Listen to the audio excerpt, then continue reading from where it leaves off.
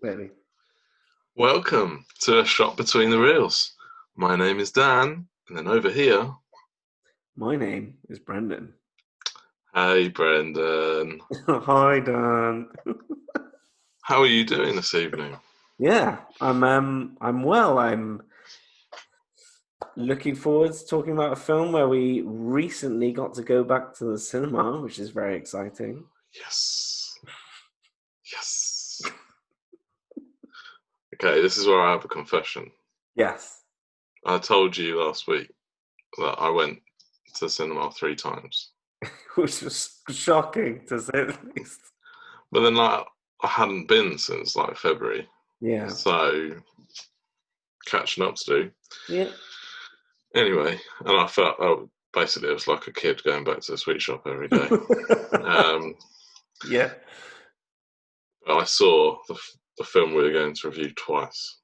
Oh wow. I went Okay. back for a second viewing, a second helping.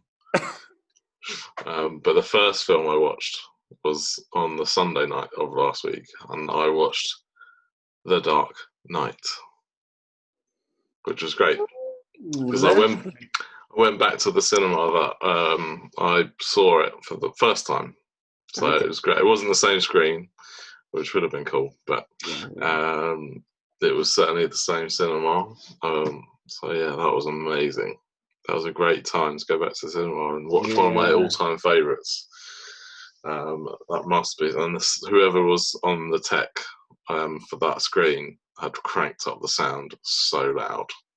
It was amazing. Clearly someone that appreciated it, I would Yeah, imagine. yeah, Yeah. yeah, definitely.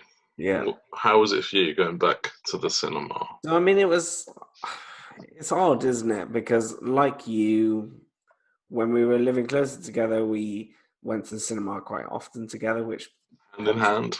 this channel because we often spoke about films afterwards and we felt like we wanted to continue to do that. So, going in there now is a bit of a different experience, but Yep. I would say that everyone looked.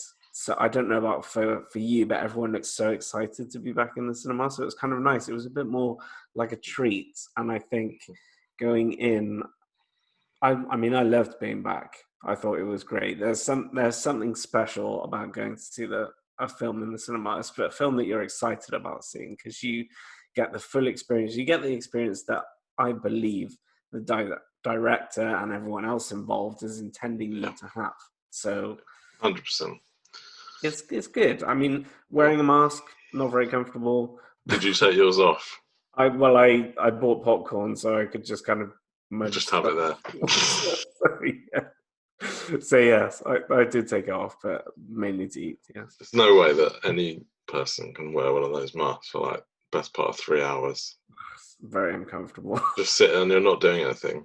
So Yeah, precisely. yeah. But yeah, So Brendan, tell us, what is the film we are reviewing this week? this week, Dan, we are reviewing Tenet by Christopher Yay! Nolan. Christopher Nolan. Tenet. Yeah, It's exciting. I'm a yeah. massive Nolan fan. What about you, Brendan? Yes, I would say I classify as a massive Nolan fan as well. I'm a big fan of pretty much all of his work, I would Yep. say. So I was eagerly anticipating this. I watched zero trailers beforehand, so No. I had no knowledge. Really? Complete trailer avoidance. Yep, Only complete. seen posters. No, I only saw posters. That was the only knowledge that I had of the film. Oh, wowzers. That's impressive. Nothing.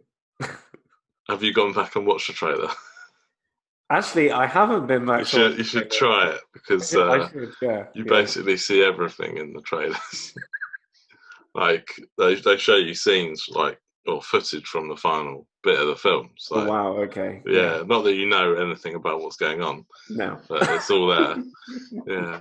Um, anyway, um, let's do what we always do and give our star ratings. Okay. Now, you go first. Okay, so This it's interesting because as I started out, I had to think quite long and hard about how I felt about this film afterwards. Mm, Because I think there's a lot to digest, and we'll get into that, obviously, the meat and potatoes of the whole thing.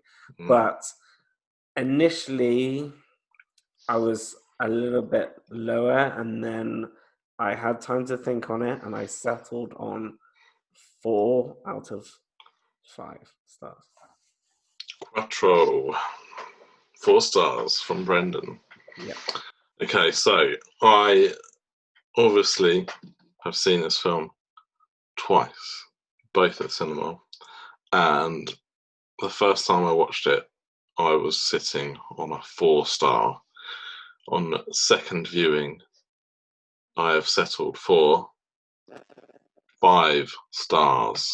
Ooh, divisive. Okay. Yeah, and I would say, a bit like you, I just didn't know quite what to make of it. My head was spinning. Um, and I certainly didn't know what to give that film as a rating. If someone said to me, like straight after the film finished, what would you give that out of 5? I'd have been like, I don't know. Like, because I was just like, yeah, it's such an experiential film, and it kind of, yeah, it's something to behold, and it's such a ride that Yeah. you kind of you need to get your bearings a bit. So in the morning, I felt a bit better about the film, and that's when I gave it 4 stars. Okay. And then watching it again, it was actually I watched it the first time on a Wednesday, and then I went back on the Friday. Um, So out of and interest, did I you really enjoyed it more. when you initially saw it, Mm. did you would you felt if you would have rated it slightly lower and then you upped it to 4 stars, and then upon watching it again, you upped it again to 5 stars? Yeah, I mean, we're going to get into it, aren't we? I think one of my big misgivings was that I didn't think a film, which is, if it's going to be a great film, Yeah. should it be that much hard work to be able to even understand it and follow it? Like, can you give that 5 stars? Um, but having watched it again, that misgiving's kind of gone. Mm-hmm. Um, I recognise it's not going to be for everyone. This is going to be argued probably his most Marmite film, I would have Yeah. thought. Yeah. Maybe more Marmite than like Dark Knight Rises, which some people are a bit annoyed by, Yeah. or Interstellar. Some people are a bit funny about that. Yeah. But yeah, for me, I just the second time I watched it, I just had a great time. I loved it, and if someone said to me, "Do you want to go and watch it now, right now?" I would be like, "Yeah, all right, let's go," because it's just amazing for me. Okay. Yeah. So yeah, so I don't even know. I can't even remember what your question was, Brendan. No, Well, it's all right. I'm joking. I think I answered it. Yes. you So, got it. so Yeah. part of me. I mean, one of the tricky things about this film is even trying to explain the plot. Yes. I think you're better off just saying that within this story, um, certainly at the start, you have this character played by John David Washington, Yes. who is a spy working for the CIA, and basically he gets kind of caught up. Um, yeah, so I think this is just going to be spoilerific, isn't it? So Yeah, yeah, I think that's fair to say. If yeah, you're interested, even in the slightest, in watching this film, I would say watch it. and then By come all back. means, you can see it's a fair recommendation from the both of us. Yeah, Go and watch it, and then if you want to hear us completely tear everything apart about it, listen yeah. to this afterwards. That'd be great. So why don't we just get into the prologue rather than worry about trying to explain the plot? Because Yeah, if you've seen it, great. yeah, So for me, we know that Nolan loves a prologue sequence. He does it in most of his sort of recent films. Man, this one is absolutely mental. One of the things that I love about it is the music. So this is Hans Zimmer isn't involved in this one. Yeah. You see them go into this opera house, and when that music kicks in, my word, the tension is ramped up. It's like that, boom, boom, boom, boom, boom, boom, boom, like at certain moments, it's just so intense. Can't understand half of what people are saying, No. but it is just gripping stuff. So it's And interesting. It's interesting what you say about the dialogue often mixing in terms of how they get the mixing levels on it. I mean, it's very much Nolan is all about driving the soundtrack to drive the emotion of the yep, story that you're seeing, the events that are taking place, and you can see that through basically like all of his more modern blockbusters, right? They all are similar mm, in terms of tone, I think, in regards to that. But I think here it it can lose it a little bit because I think you do want to hear sometimes what the people are saying because you want to get an idea of what's going on. But 100%. You need subtitles, don't you? yeah, but Yeah, then that being said, maybe he just considers that it's not as important. You have a bit more because the dialogue's probably not major, but it is. I agree yeah, with you, and that opening scene is absolutely fantastic. It is really good. You get a sense of the stakes of what is yeah, happening immediately. You're excited by it. It does.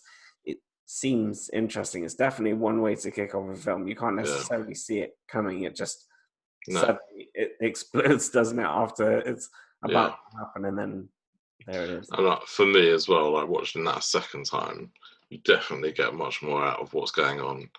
Yeah, And that's true for every scene, basically, because suddenly you're not just totally overwhelmed by whatever, like everything that's going on. yeah, You're able just to kind of take it a bit more back, to take a step back a bit and kind of absorb it slightly differently. yeah. Um, so, what else do we want to talk about? I mean, we could go So talk about John David Washington himself as the protagonist. yes, I think he's great in yeah, this. absolutely. I think he's fantastic. Like every scene he's his character is good. We don't necessarily, the one thing that is probably worth explaining about this film is because of the nature of how the mechanic is working with time and everything else like that. Hang on. Azaius is absolutely losing his mind. I don't know if you can Only hear just that. hear it, yeah. Can just about. Okay, yeah. He's Just like going, carry on. Unless you he's need to going stop. crazy. We might just have to like cut it That's fine. where I was talking and kind of go back into it. Let me see if I can sort him because I can. He's like literally above me and he is screaming bloody murder. It's So alright. It's all good. that's top. So yes, John David Washington. I think every time he's on screen, he does bring a good presence to the film. So I think all Yep. the time that he's interacting with other characters, he he feels like good casting for this film. I really liked it. I don't really know what there is to really say about it unless you can see it. Yeah, yeah, 100%. I think he just has this energy about him, and obviously the screen presence. Um, you know who his dad is? Yeah. Yes, yeah, yeah, Obviously, last week we did yeah, Denzel in yeah, Inside Man, so I thought it was yeah. interesting that we're following up I with, thought that was quite nice, really. yeah, very nice. Bit of intentional continuity from us, obviously. Yeah. Um, but yeah, obviously runs in the family, doesn't it? With Really, I yeah, think if you haven't seen Ballers on HBO, that's kind of his first. That was his first job. That's where I first saw him. mm, That's a great TV show. I absolutely loved it, and he is particularly brilliant in that. So yeah, um, worth checking out. yeah, So yes, he's great. The other great character, I think. I mean, there's lots of great performances, but Neil is great in this, as played by Arpats, or yeah. should we say Robert Pattinson, the future Dark Knight. I thought he was just almost stole the show, really. Yeah, absolutely. I put special in my notes, like special stars to his name, because I actually think he sells that character, because that character is quite pivotal, really, in the end. yeah, That kind of comes throughout. We discover at the very end of the film that it's almost like the beginning of his story as well as the end, because yeah, the protagonist is going to go on to meet him and then effectively recruit him. That's the idea, isn't it?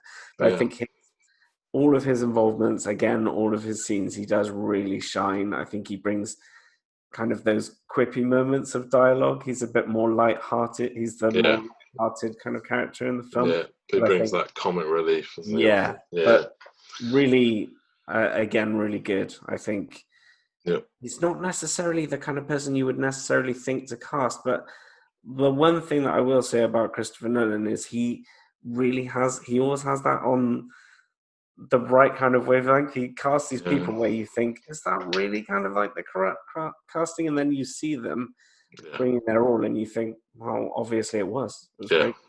yeah. 100%, Yeah, definitely, yeah, definitely. And it looks like certainly an interesting kind of career that's kind of blossoming now, really.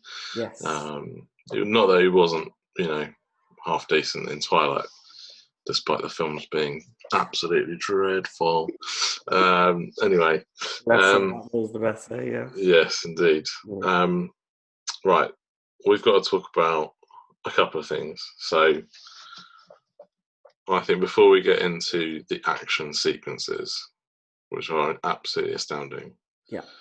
we need to just unpack this time inversion thing. Yeah. Okay. Okay. So obviously I don't think I'm trying to think. I don't think I've ever seen anything played like use that thing or that idea of inverting time on anything. I've not seen it on film or TV. I don't think. So it's funny, right? Because I read some non-spoiler reviews Mm, beforehand. I think just a little bit beforehand, and I saw someone saying, "Is this it's as if Chris Nolan thinks he's the first person to have ever discovered playing film backwards." yeah, But then, but I think that does it a complete disservice because, like yeah, I was saying, when you see these action scenes and the impact of things like gunshots played backwards, the yeah, way they use sound, the yeah, way he frames these shots when he does action sequences. Like I've got written down here, car chases playing backwards. You've got fight scenes, that amazing mm, interrogation scene. yeah, So like all of that is great. I think he really does things with this that I would agree. I don't know whether I've seen it. If it has been done in film, it's not been done the way that he's doing it here. no, He's doing it in a way that it, it impacts the story because it is the story, right? yeah, yeah, It is the crux of the film. yeah, So I can't really justify it in saying it like that, but I think it is very impressive. The more that I reflect back on it, I think it's truly impressive. Like if you're wrapping your head around what's going on, yeah, coming to appreciate it more and more, and especially yeah, as the film goes on, because you get yeah, context for those earlier moments in the film through watching the later parts in the film, because it almost revisits those sections. Well, yeah, it does. It 100%. revisits Literally those does it. fight Yeah, scenes, but from the other person's perspective, yeah, and it's still playing parts in reverse, and it just yeah. is. It's mad, isn't it? It's absolutely mad. And how Yeah, I mean, they film. I mean, Nolan loves filming in, you know, and not using CGI and doing as much in for real.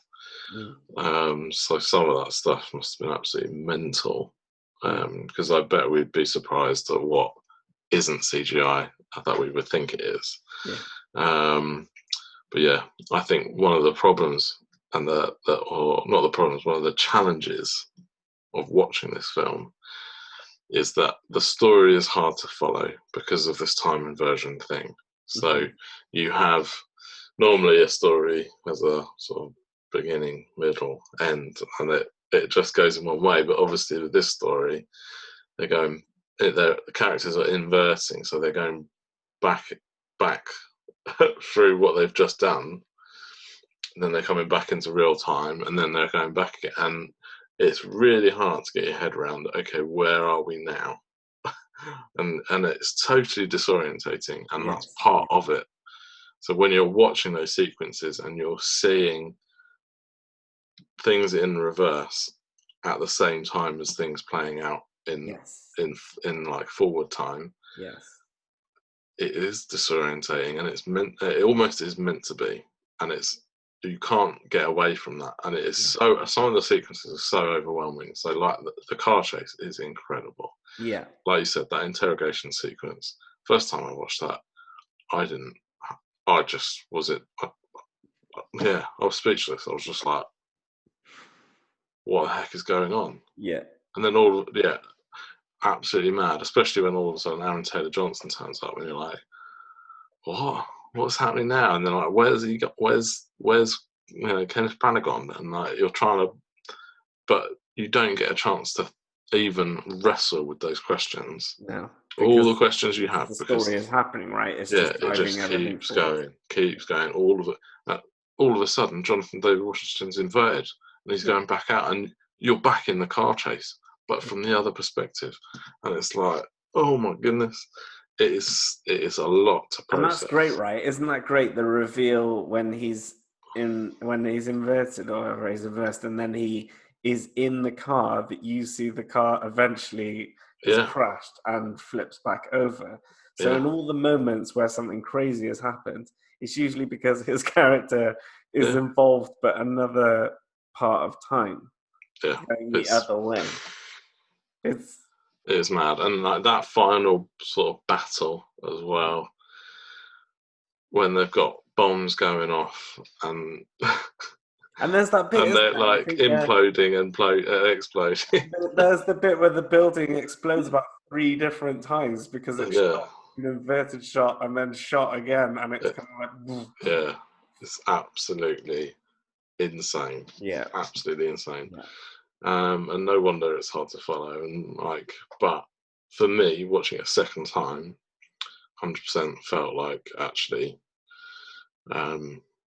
it's so good watching it the second time that it makes it, for me, 5 stars. And I would recommend watching it again in the cinema if you can, purely just because of just that experience. You know, you're never going to get that on a small screen.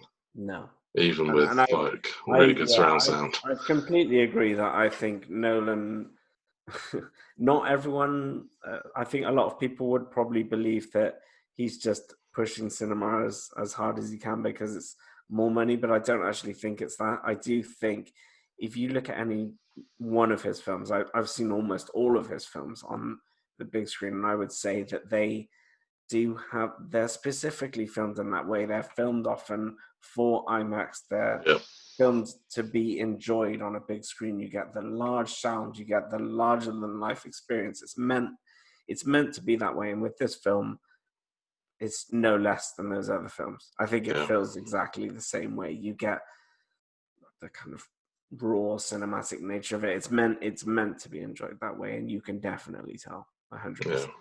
Okay, so I think we need to try and come to an end soon. Yes, yeah. So, but have you got anything you desperately want to talk about? I've got probably so I got a one few thing, maybe. One thing to say is that I think Kenneth Branagh, oh my word, in this film, like so my good. Word. Because it's weird casting. I don't know necessarily if you would cast Kenneth Branagh as the bad guy, but I love that he did, because he is killing it here. I mean, not only great bad guy name in Andre Sator, which I mean, it sounds like a Bond villain. Yes, and that's part of it, isn't it? Really, the spy genre. Yeah, absolutely, and I think he is great. Like those moments, the car chase and the interrogation scene, for starters. But there are other scenes. I think almost every single one he's in, I counted, I thought, man, he's definitely stealing the show here in these scenes. He's great. Yeah. I think that's I Yeah. that would probably be my one thing if there's one thing to comment on. But you go ahead if there's something. Yeah, I mean, for me, one of the things that I was really trying to wrestle with, and I still am a little bit, to be honest, is the tone of this film. It really struck me as being quite different to any of his other films in terms of how it felt. Mm-hmm. So I think, on reflection, I think it's because he's going for that spy genre, but with that real strong emphasis of mystery, that actually it's deliberately hard to follow Yeah. because it is, in essence, a big puzzle.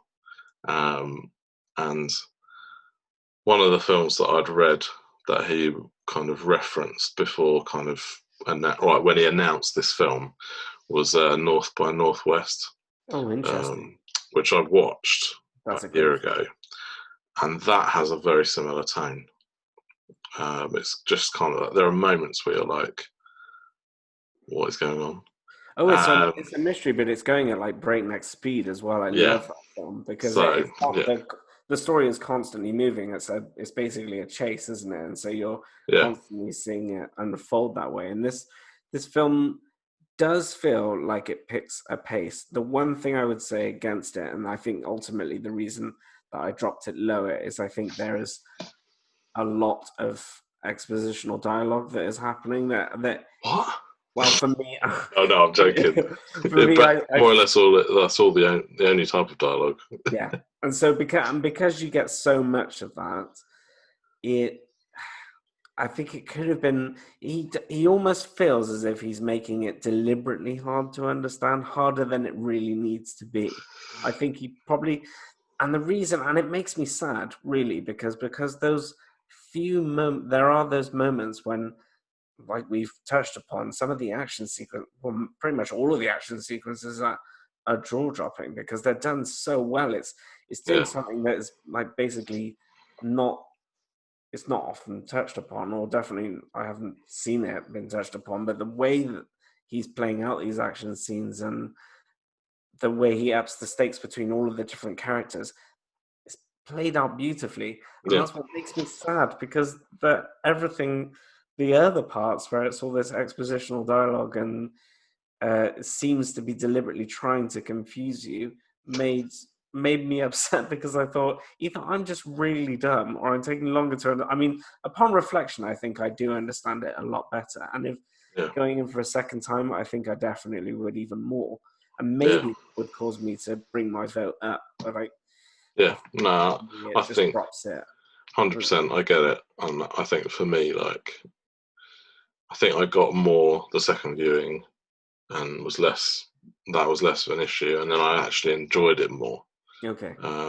because I didn't have that sense of, I don't understand this, I don't understand that, but not having any time to work out what's going on. Exactly. You can Um, appreciate it because you know what's coming. So I think yeah, you can appreciate it it more. Yeah. it does have to be seen again, and it's an interesting thought. I read a tweet the other day, someone asking the question, can you judge a film as being like a masterpiece, as a 5-star film on one viewing? Um, does it require more than one? And I think that's a really good question. I'm not going to comment on that. I'm And just going to throw I that out think there. that may be true. I mean, I think upon a repeat viewing, knowing what I know about the film now, Yeah, perhaps my rating would change. yeah. And Because how many great films panned when they were in the cinema, or absolutely, and absolutely, and I it think just I guess I was rating it against looking at Christopher Nolan's other films and feeling how I feel about them. yeah, Where do I rate them against how I rate this film? yeah, I really enjoyed this film at the cinema, and I can't yeah, overstate that enough. I really did, but for me, it doesn't hit the same level as yeah. Pity And Party. that's fair enough. Yeah, And I think that it's interesting what you say. You compare it to his other films, because actually, in reality, who makes films like Christopher Nolan? well, that's it, isn't it? You know, and That's I the think benchmark that I'm going it for. is, yeah, and like one director who I particularly love is Denis Villeneuve, who doesn't make films like Nolan, but you can tell is influenced by him. Yes. And even like someone like Sam Mendes, who's a great director, clearly when he made Skyfall, had been watching The Dark Knight on repeat. Yeah. So there isn't really anyone who touches what he does, and it's almost impossible to compare the films that he makes to anything else, really.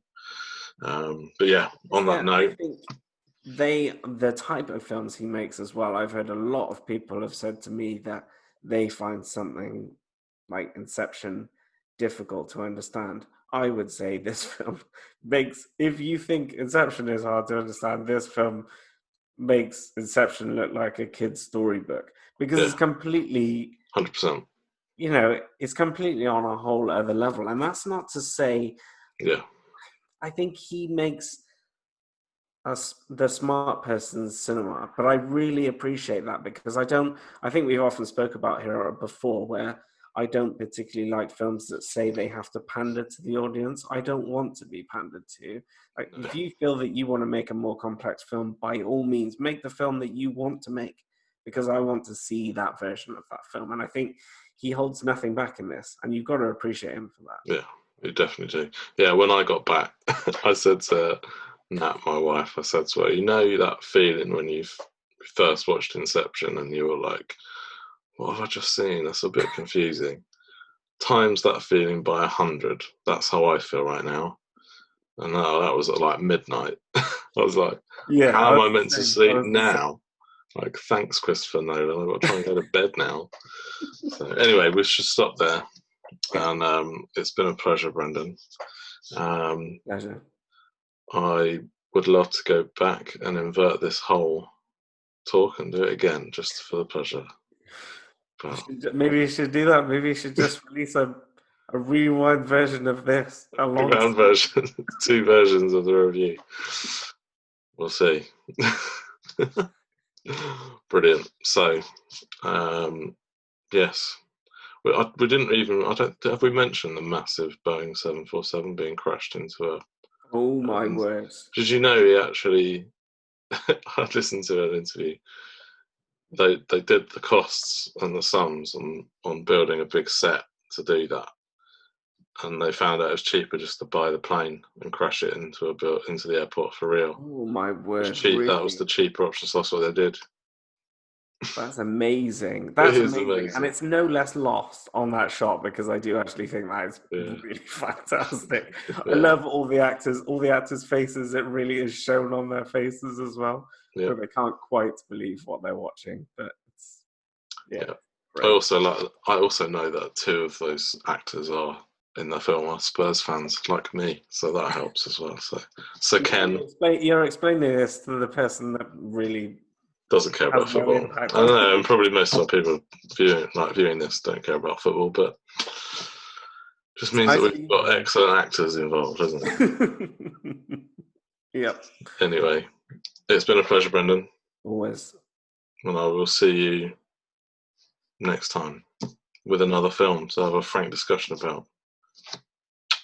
Fare thee well, viewers. Bye. Bye.